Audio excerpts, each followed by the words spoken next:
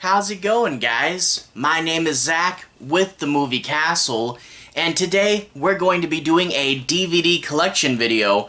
If you've been following the channel recently, I went through and watched every single movie in the Mangler trilogy, and, you know, an interesting one to say the least. Definitely the first one is a cult classic, but since I covered each of these movies individually, I figured it would be a fun video to do a sort of collection video on, going through, taking a look at the physical media for each release. I have all the DVD editions here, and when I do that, I can also give little mini reviews for each movie to give you guys a sort of a portrait of the series overall. So I'm going to be switching to the close-up camera. We're going to take a closer look at these DVDs and, you know, talk about the Mangler movies. So without further ado, to the close-up camera. Alright, here we are inside the castle taking a closer look at the DVD releases for the Mangler trilogy. And let's start off with the first one. The first Mangle is a really great, really underlooked cult classic movie. I definitely would recommend checking it out. This girl cuts her hand and bleeds on a laundry mangle in an industrial laundry complex, and after that the Mangler it wakes up and demands blood. There's a detective and his hippie brother-in-law that have to solve the case, and it turns out there's a bit of a conspiracy, sort of a metaphor for big business eating up its workers, and you find out all about the sort of evil spirits behind what's really going on here. It is a great movie. It's from '95, but if it had come out earlier, it would have really been a classic, because this really does feel like a really great cheesy 80s movie. Very, very underrated. If we look at the front, the Mangler, it has a crush on you, and I really do love that hand reaching out from the bottom towards the title. But if we look at the top, we can see the big selling points of this movie. Director of Texas Chainsaw Massacre, Tobe Hooper, star of A Nightmare on Elm Street, Robert Englund, and based on a short story by Stephen King. This was really pushed as these three people coming together for the first time, a big horror director, a big horror star, and a big horror writer, all in one movie. And yeah, it really is underrated, but that was really the whole thing the marketing team tried to push. And bear in mind that Hooper had worked with Englund before on Eaten Alive and King before on Salem's Lot, but this is the first time he had both of them together. And overall, great, super cheesy cult classic film. We get to see some of the shots on the back here and a little description, and then there's our main detective guy pointing his gun and all the information on the bottom there. But if we take it and we flip it open, we see the disc with this really cool red bloody hand scratchy disc art. I really like original disc art, and we don't always see it, but that motif is actually inside the text on the Mangler logo, and they actually do have a little sheet on the inside. They don't always do this nowadays, and I really do appreciate. So we have the poster here, and then on the back we have the scene selection, and below that we have Robert Englund sitting on the couch. He's got his big leg braces on, and he's, you know, missing an eye. Well, it's there, but it doesn't work. And if you watch the movie, you can figure out how that happened to him. Now, I'm curious kind of with you guys. When you put this back in, I feel like it should be on the poster side, because that's the big eye-catching thing. But at the same time, I wonder, some people probably want to see the scenes from a glance, right? So maybe you're supposed to put it this way. Anyway, Mangler 1, definitely recommended if you haven't seen it yet. Really underrated cult classic. Good message about, you know, the workers and big business. Crazy good characters, Robert Englund and our protagonist. That good 80s feel with tons and tons of gore. Definitely check it out. Really, more people need to talk about it. Fun cheese. But then after that, we do have the Mangler 2, and Yeah, the Mangler 2 really isn't great. It literally has almost next to nothing to do with the original. It's about a rogue AI that attacks a school, and it's sort of a school that has a whole bunch of new features added to it, a bunch of high tech, or at least high tech for the late 90s and early 2000s, and it's just nothing to do with anything, kinda stupid, but not stupid enough to be funny, and overall, just not really a fun movie. It's several things. Like I said, nothing to do with the original Mangler, other than that the rogue AI is called the Mangler for some reason, and someone does get killed with a regular-sized laundry mangle. But man, nothing to do with anything. It gets stupid sometimes, but it's not stupid enough all the way through to be really funny, and it's just nothing the original Mangler did right. This movie doesn't do any of that. The characters are more or less forgettable. You do have Lance Hendrickson in this movie, and it's always good to see him, but it's not his best role by any means. But a lot of the characters are just stock cookie cutter characters. There's none of that violence and gore. A lot of the special effects work is kept off screen. And, you know, that insanity just isn't there. And also, even though this came out in 2001, really a 90s feel, but not any of the good stuff from the 90s. This is like, you know, an action scene will happen and it'll start playing like bad laser tag music. Nothing to do with the first. Not a great movie.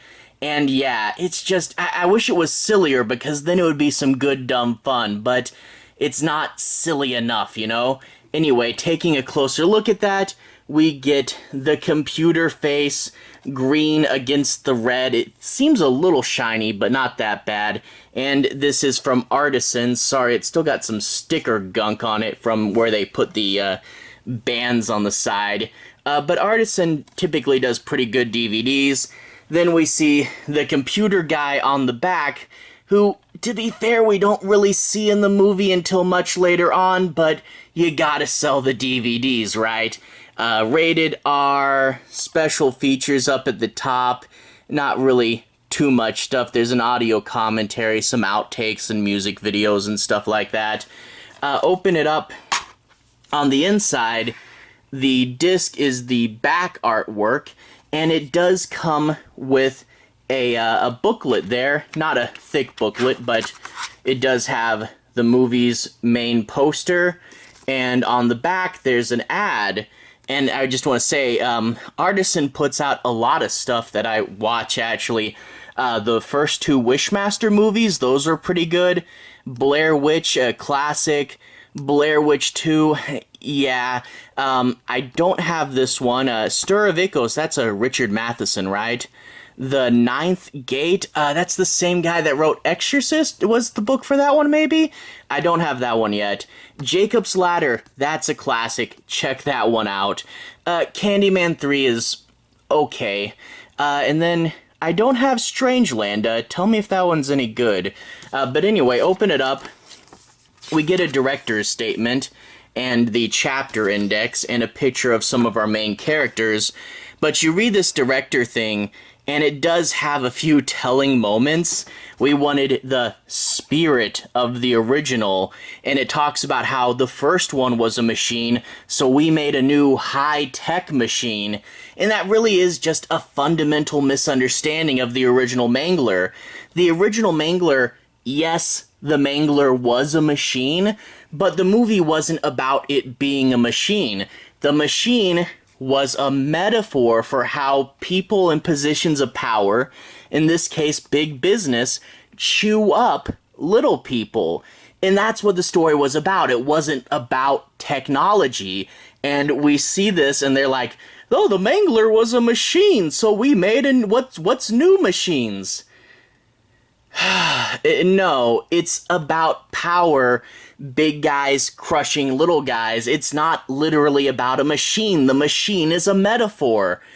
It's frustrating. And also, it talks about how we set it in a high-tech school, and this might be the near future. And to be fair, I think if they wrote this today, they could have done a better job, especially seeing where technology went. And you can talk about how technology is used to screw people over nowadays a lot better than you could back then. So to be fair, if this movie came out like 20 years later, it could have been way better. But he also says that he wrote the script in 8 days, and he's like, kind of proud of that. And I'm like, dude, it really shows that you only wrote it in 8 days. Like, it really does, you cookie cutter characters, man. But anyway, Mangler 2 is not great, sadly. The first one was so good. This is your standard so-so B horror movie, and normally I'd be like, whatever, it's a so-so B horror movie. But the first one was so good that it makes the second one just so much more ultimately disappointing. Anyway, after that, we did get the Mangler Reborn, and it does have a really fun, shiny case. The Mangler Reborn, the massacre continues, and this one is a sort of low budget sequel. After part 2, it was kind of amazing they were able to squeak out another one, and in turn, this is one of those movies that's primarily one location with just a very few amount of characters, and given those restraints, it really did well enough. You know, it's not the best thing by any means, but you can definitely see the cast and crew trying to give you a quality product despite the limitations. And basically in this one, a handyman buys a piece of the Mangler and starts to restore it himself, but he, of course, gets possessed, turns it into a monster, and you get this stiff robotic guy running around using his job to get into women's houses and kidnap them and feed them to the Mangler. You actually get Reggie from the Phantasm series, and his son are a couple of thieves that wander into the wrong house and have to try to save one of the girls. And it's kind of cool to see this concept of like a house with a messed up secret. And you know, the original Mangler had sort of a chainsaw-esque characters, and this has kind of a chainsaw-esque house. That idea of going into the wrong house, seeing something creepy and messed up. It's a cool idea. The guy being stiff and robotic is kind of the exact opposite of the original characters. And yeah, it's not the best thing ever. They can't afford to do a lot. But with what they had, good enough, and I can applaud them for that. So it might be worth checking out if you don't mind low budgets. But anyway, this cover art, we do get the spiral of Saul's going in, and we see the killer's eye peeking through. On the back, he's there at the top of the stairs. And DVD bonus features, not really including much. There's a behind-the-scenes featurette, a stills gallery, and an audio commentary, but most of the stuff is listed like widescreen, closed captions. You know, back in the day, they used to put those on DVDs all the time as like, ooh, look what we got. But anyway, that's the back there, and pop this thing open, we see the front cover art on the disc, and this one, now I bought it used, so I don't know if I'm missing anything, but no paper here. It may be just the last guy who owned it lost the paper or something, but as far as I know, there's no paper here, and we do get the recycling logo using slightly less plastic to, you know, save the environment, I guess. This one holds up better than some of them. Some of them, they make this way too big and they make this way too thin, and we have structural integrity problems. But this one seems okay. If this is even the original plastic case, you know, buying used, you never know. But anyway, Mangler 3 is okay for a low-budget film. And if I have you guys so far, I might as well show you one more thing, a special little secret bonus item. We're talking about the Mangler, we're talking about Stephen King. Why not show you guys my little paperback for the original Night Shift? Just a little bonus thing, throw it in here, why not? But yeah, the Signet paperback, and I really love this thing. The original Night Shift hardcover, I do have the hardcover as well, But boy, that cover is so boring. It's just a red box that bleeds a little bit on the bottom, and it says Stephen King Night Shift, and I'm like, man, that's underwhelming. But this, I love this cover. This is from the short story I Am the Doorway, and it always caught my eye. I love this release. And we can see the little blurb on the back, and if we open it up, quotes and the contents. And Night Shift was such a good collection. This was the first collection of Stephen King's work and features so much of his early stuff. Jerusalem's Lot, that connects to Salem's Lot. We get a bunch of these became movies. Graveyard Shift became another wacky, crazy movie. Mangler, obviously, is right there on page 74. And Gray Matter became an episode of the Creep Show TV show. Trucks became Maximum Overdrive. Sometimes They Came Back. That one also got a trilogy. The Ledge and Quitters Inc. have been in some of his anthology movies. The Lawnmower Man, an in-title-only movie. Children of the Corn. I think we guys know about that one. That one became a whole big series, one of King's longest-running series. But yeah, a ton of good stuff and a ton of stuff that would eventually become movies in here. And hopefully they finish this all off and give us everything. I would love to see, like, if they made a new Salem's Lot movie, maybe make a Jerusalem's Lot short film and post it on YouTube or something. But anyway, also in here we do get the sort of, the order forms. Do you remember these for old books where you would literally check off which ones you want, and then you'd mail this sheet of paper from the book, so you'd have to cut it out, mail the money, and write your address down here and just check off the ones. But look at, they used to be like $3.50 was the most expensive paperback.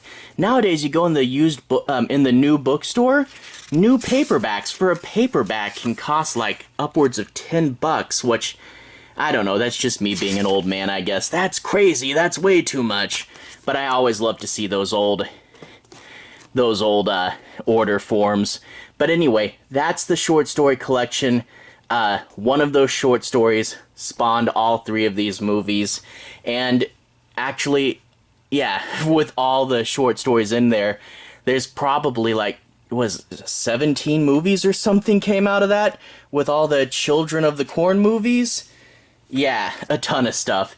Anyway, to everyone who's watched so far, thank you for watching. To everyone who's liked and subscribed, thank you. You really are helping the channel out. I'll leave a relevant playlist on the bottom. This should be my complete collection playlist. You can see me talk about things like Cube, Return of the Living Dead, Halloween, Friday the 13th. I like going through and reviewing a whole series and showing the physical media, and I've done that a few times. So if you want to see more, relevant playlist on the bottom. Anyway, have a good day. I'll see you guys again very, very soon. Complete collections playlist on the bottom. Have a good day now.